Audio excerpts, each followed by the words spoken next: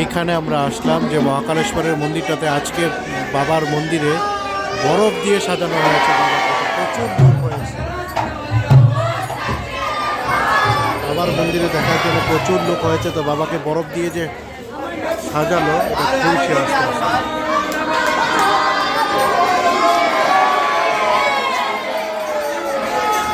এই যে বরফ দিয়ে পুরোটা সাজিয়েছে।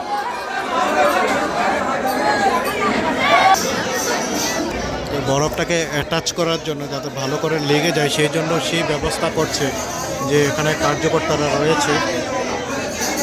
আমরা তো অনেকক্ষণ হয়ে গেছে, আমরা দুজনে এসে বসে আছি। অনেক লোক হয়েছে, অনেক লোক।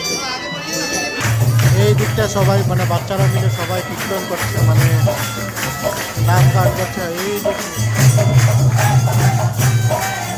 এই হচ্ছে মহাদেবকে সাজিয়েছে।